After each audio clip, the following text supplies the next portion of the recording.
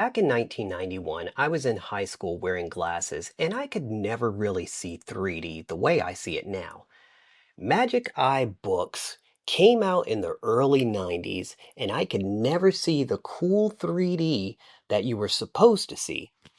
I'd nod along while my friend said, "Whoa, look at that." But the truth is, nothing ever popped for me. Now, I can lock them on command, and here's the trick most people miss. Magic Eye stereograms isn't about staring harder, it's about learning to feel and control your focal plane. That skill carries over to natural eyesight improvement. Today, you'll understand why these images work, how they are used in vision therapy, and how they help convergence and divergence without strain. Before we dive into the details, you need one concept: the focal plane. In high school, I kept drilling my focus onto the paper, trying to sharpen the pattern. That locks your accommodation right on the surface, and the 3D never shows up. The thing that most people miss is this: your eyes aim somewhere and they focus somewhere, and those are not the same system.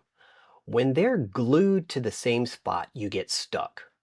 When they become flexible, depth appears, and your visual system relaxes. Quick terms so this clicks. Accommodation is focus, your lens adjusting distance. Convergence is aim, where both eyes point together. What Magic Eye Books does is ask these systems to work with a different set point than the page. You're not trying harder, you're giving your brain options.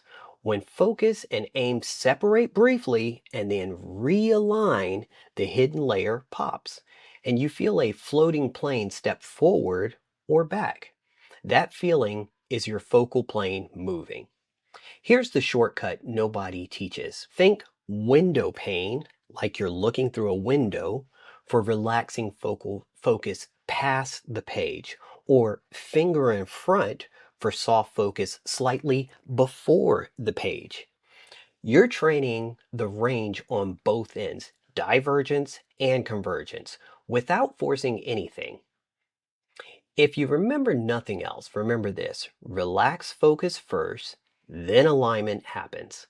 Clarity comes after the lock. Why this matters for natural eyesight. When accommodation learns multiple set points, near work feels less tight. Distance clarity shows up more often, and your eye teaming steadies. It's not magic, it's flexibility. The reason this works is simple. Autostereograms demand a new focal set point. Practice gives you better control over where your focus sits relative to what you're looking at. There are limits. This isn't a cure-all, and it's not a replacement for eye care. If you get headaches or lingering double vision, stop and rest. If symptoms keep showing up, talk to a professional. Respect discomfort. You want relaxed attention, not strain. Here's how they show up clinically. Vision therapists and orthoptists use autostereograms to train convergence, divergence, and accommodation, lens focus, flexibility. The same focal plane control we're talking about here. Sessions might include holding a 3D lock for short intervals, varying the viewing distance, and switching between look through and looking front targets. The goal isn't sharper patterns, it's smoother, quicker fusion and better stamina, which often means less near strain and steadier teamwork between your eyes. Think of Magic Eye books as aerobics for your eyes. Gentle, repeatable coordination work. Use them to explore both directions. Learn to relax beyond the page to practice divergence, and lightly engage focus slightly in front to practice convergence. You're building bi-directional control, not chasing a perfect picture. And if you want step-by-step technique, the first pages of most Magic Eye books include clear viewing instructions you can follow. Speaking of learning, if you want to learn more about eyesight improvement and you're just getting started, I recommend you start with my new online mini course, 5 Techniques to Improve Your Eyesight Naturally. It's a short course, but these techniques can help you reduce your dependency on glasses and potentially allow you to get rid of glasses or contacts for good. In the first lesson, I'll show you a quick exercise that can instantly improve your eyesight in as little as 5 minutes. Click the link above or in the description below to sign up and get the first lesson for free. Let's talk about what these books actually are and how to use them without turning into a step-by-step drill. Magic Eye pages are audio stereograms, flat patterns that reveal a hidden 3D scene. When your focus and eye aim settle into a different set point than the paper, the win isn't the image, it's the control you build when the image appears. That's the real value for natural eyesight. You're practicing how to place your focal plane, then let your brain fuse the scene without strain. You don't need to white knuckle your way through it. A calm setup is half the battle. Good light, a comfortable posture, and a page you can hold steady all help your visual system relax. If you've ever tried a long session and felt stiff, take 30 seconds to loosen your shoulders and neck first. That small reset makes the difference between it won't pop and oh, there it is. Remember, we're training flexibility, not force. From here, think in two directions. First, practice divergence, relaxing focus slightly behind the page that you're looking at while your eyes still aim at it. This is the look through a window into the distant side of the range. It teaches your accommodation to let go instead of clamping onto the surface. Second, practice convergence. Lightly engage your focus slightly in front of the page while keeping your gaze centered. This is the look in front side of the range. It builds control for tasks that need clean near coordination. You don't have to do both in one sitting. In fact, choosing one direction per session tends to feel smoother and yields better consistency. What should you expect to feel? Early on, the page may look a little doubled or softly blurred, and that's fine. Then a floating plane appears like a sheet hovering in space, and the hidden 3D shape begins to take form. The shift feels more like a gentle click than a big event.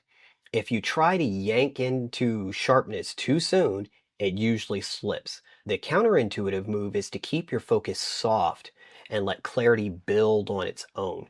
This reinforces the habit we want relaxed focus first, then alignment detail. People often ask, how do I know it's working if I don't see the full scene yet? Two quick signals.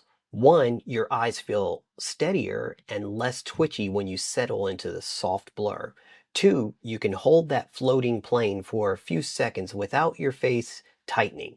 These are signs your focal plane is cooperating. The crisp 3D payoff follows as a byproduct. Keep that sequence soft focus, steady gaze, let the brain fuse. Now, here's where most people mess up. They stare at the tiny pattern elements and they keep trying to sharpen them. That keeps accommodation on the surface and makes your eyes fight each other.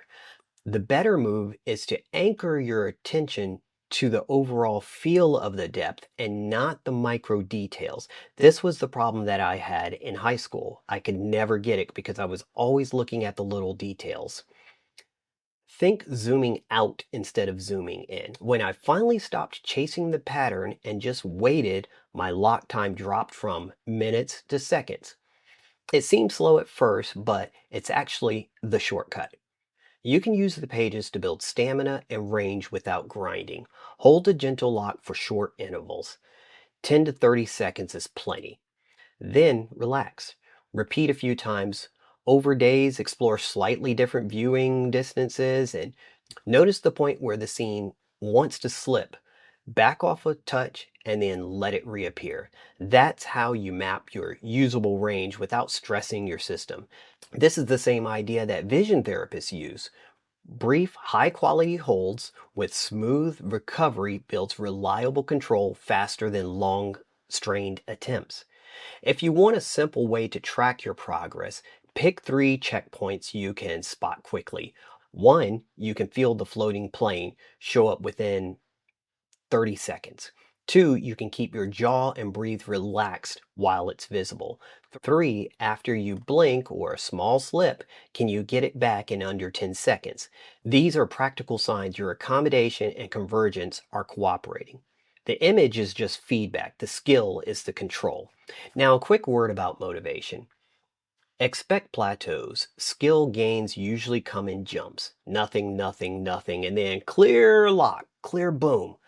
Don't push through fatigue. Stop one rep before your eyes feel worked and leave the session feeling calm. That's how you build consistency. And yes, blinking is allowed. Gentle, regular blinks keep the ocular surface comfortable and actually make holding the scene a lot easier over time. If you're ready to start practicing this technique, I put a link to my favorite Magic Eye books in the description below. They are the perfect tool to keep this focal control skill sharp, and they make great unique gifts for the holidays too. Now, carry this idea into real life. After long screen sessions, do a distance reset. Look out a window for 20 to 30 seconds. You're not hunting for details, you're letting your focal plane drift outwards so the near strain releases. If you work at a computer, add a micro break rule every 20 to 30 minutes. Soften your focus, pass the screen, and blink slowly 3 times. It's simple, but over the day, it keeps your system from getting stuck on one set point. Outdoors, practice without chasing it. At a crosswalk, relax your focus and feel the layers. Cars, trees, buildings, clouds stack in space. Don't squint for sharpness. Let the sense of the depth come forward first. That mirrors what the Magic Eye pages ask for focus flexibility before clarity. Over time, you'll notice distance moments get easier and near work feels less compressed. Set regular expectations. Skill builds in jumps. Nothing, nothing, nothing, then it clicks. Short positive reps beat marathons. If you catch yourself grinding, stop early and call that a win. The point is coordination, not endurance. For credibility and context, remember, these aren't just a novelty. Vision therapists use audio stereograms as a coordination training alongside other tools because they're great at nudging focus and eye teaming into a new set point. Think of them as gentle aerobics for your eyes. Once you have a consistent routine, weave it in every day. Put a small sticky note near your monitor that says soft focus. Set calendar nudges for micro breaks.